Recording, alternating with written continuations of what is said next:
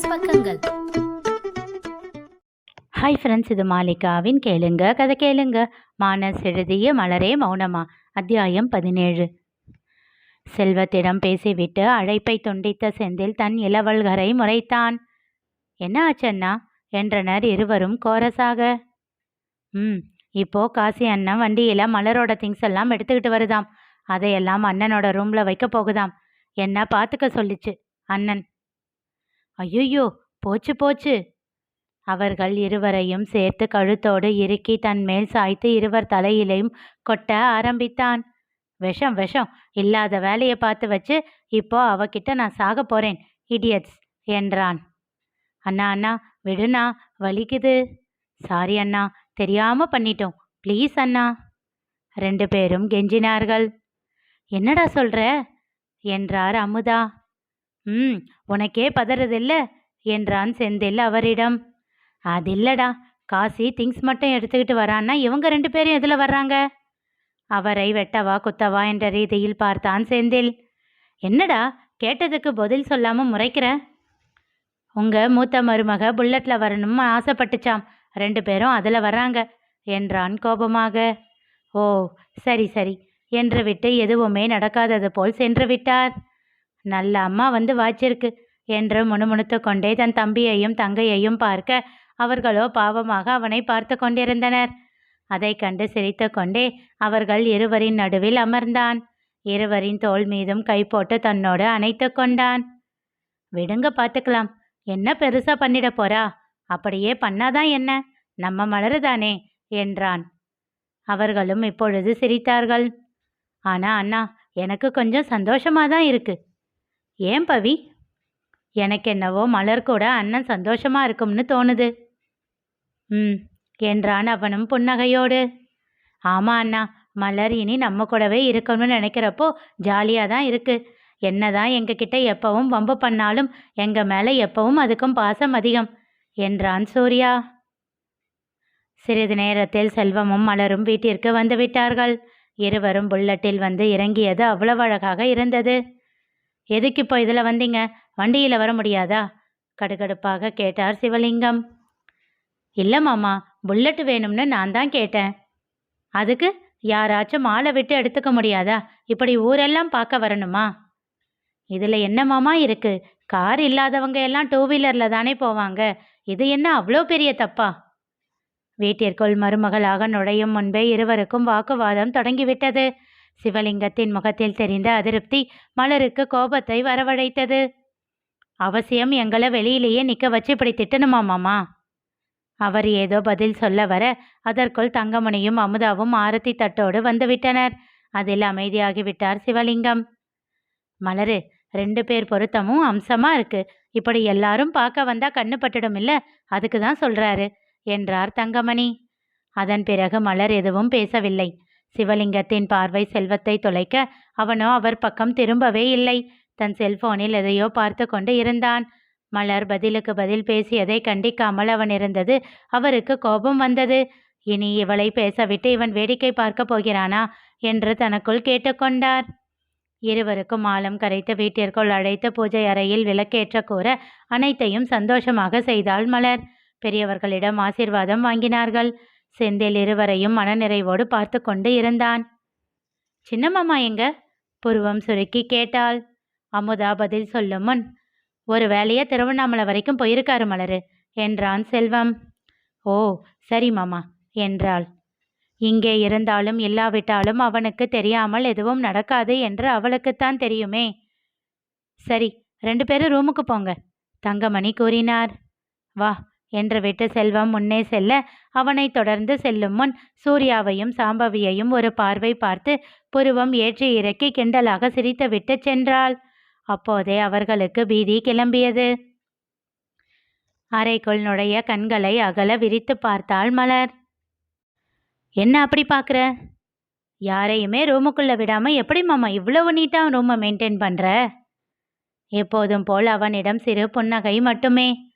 சுவற்றில் அவர்களின் தாத்தா மாசிலாமணியின் ஆளுயர படம் இருந்தது. அதன் அருகில் சென்று பார்த்தாள். சின்ன தூசி கூட இல்லாமல் அவ்வளவு சுத்தமாக பளபளவென்று இருந்தது. உனக்கு தாத்தான்னா ரொம்ப இஷ்டம் இல்லை? உனக்கு ஒரு பீரோ சொல்லியிருக்கேன் மலரு. இன்னைக்கு கொண்டு வருவாங்க. எங்க வைக்கணுமோ வச்சுக்கோ. உன் திங்ஸ் எல்லாம் அதில் அடுக்கிக்கோ.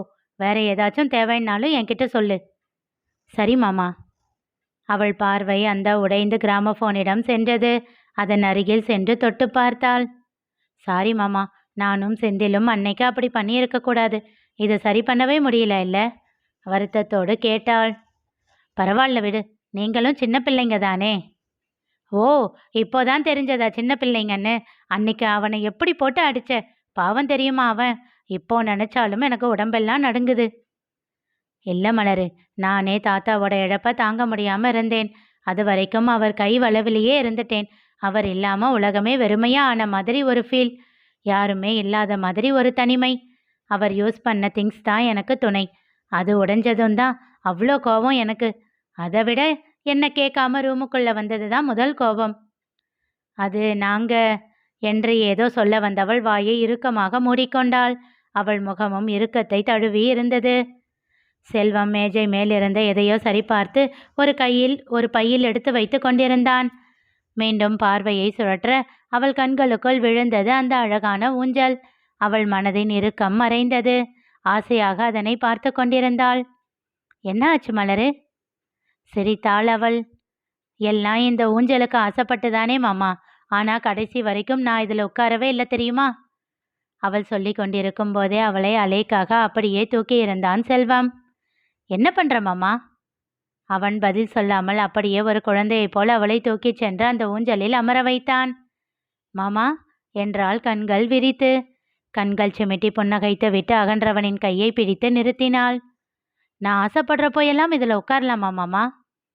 ஊஞ்சலின் இரு பக்கமும் கை ஒன்றி சின்னதாக ஆட்டி அவள் நெற்றி முட்டினான்.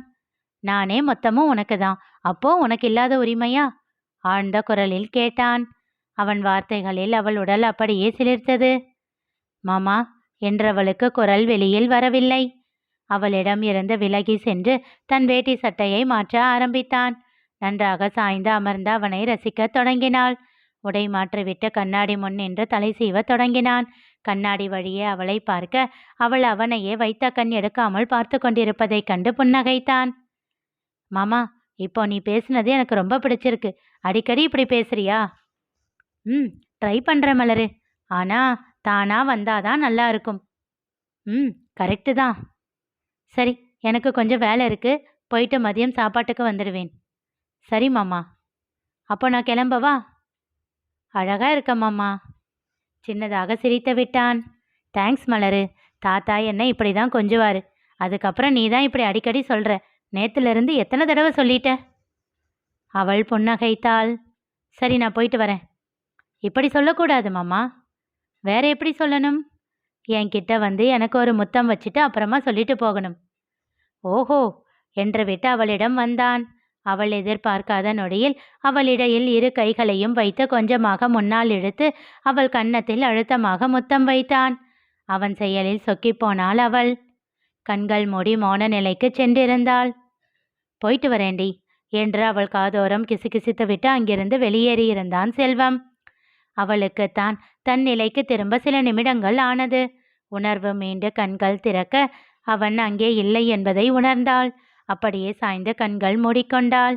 இடையில் பதிந்த அவன் ஸ்பரிசத்தின் குறுகுறுப்பை ஆழ்ந்து அனுபவித்தாள். அவளுக்கு இத்தகைய உணர்வுகள் புதியதாக இருந்தன. இது அவளுக்கு மிகவும் பிடித்திருந்தது. கண்கள் திறந்து சுற்றுமுற்றும் பார்த்தாள். சுவற்றில் எங்கும் அவன் புகைப்படம் இல்லை. சிறு வயதில் மாசிலாமணியோடு எடுத்த ஒரு புகைப்படம் சிறியதாக ஃப்ரேம் செய்யப்பட்டு மாட்டப்பட்டிருந்தது. அதை எப்படியும் தாத்தா தான் மாட்டியிருப்பார் என்று எண்ணினாள். முதல்ல இந்த ரூம்ல மாமாவோட போட்டோ ஒன்று ஃப்ரேம் பண்ணி மாட்டணும். அவள் யோசித்து கொண்டிருக்கும் போதே கதவு தட்டப்பட்டது. சென்று கதவை திறந்தாள். செந்தில் நின்றிருந்தான். என்னடா? இந்தா. அவள் கையில் அவன் தந்ததை கண்டு திகைத்தாள். அவளும் செல்வமும் சேர்ந்து இருக்கும் புகைப்படம் ஃப்ரேம் செய்யப்பட்டு இருந்தது. எப்படிடா, நேத்து தானே கல்யாணம் ஆச்சு என்றாள் ஆச்சரியமாக. எல்லாம் அண்ணனோட வேலைதான். இன்னைக்கே இதை ரெடி பண்ணி கொடுக்கணும்னு நேத்தே அண்ணன் சொல்லிடுச்சு போல. அந்த போட்டோகிராஃபர் வந்து கொடுத்துட்டு போனான். நீ கேட்டியா என்ன? இல்லை என்பதாக தலையசைத்தான். ஓ, அண்ணனுக்கே ஆசை போல என்று சொல்லிவிட்டு சென்று விட்டான் செந்தில். கதவை சாத்திவிட்டு வந்து அமர்ந்தவள் அந்த புகைப்படத்தை ஆசையாக வருடினாள். அவள் செல்போனில் மெசேஜ் ஒலி வர எடுத்து பார்த்தாள். ஃபோட்டோ நல்லா இருக்கா? செல்வத்திடமிருந்து வந்திருந்தது. பதிலாக முத்த ஈமோஜிகளை இவள் அனுப்ப அதை பார்த்து புன்னகைத்து கொண்டான் செல்வம். காரை ஓட்டி கொண்டிருந்த காசி, என்ன ரொம்ப சந்தோஷமா இருக்க போல என்றான் அவன் முகத்தை பார்த்து. மலர் சந்தோஷமா இருந்தா நானும் சந்தோஷமா தாண்டா இருப்பேன் என்றான். கொடுத்து வச்சவன் மலரு. சேச்ச, நான் தான் கொடுத்து வச்சவன். அவளை விட்டு கொடுக்க மாட்ட? சிரித்து கொண்டே கேட்டவன். ஆமா, எப்பவும் போல அவ இவன்னு சொல்லலாமா, இல்ல மரியாதையா அண்ணின்னு சொல்லணுமா என்றான் கண்கள் சுருக்கி.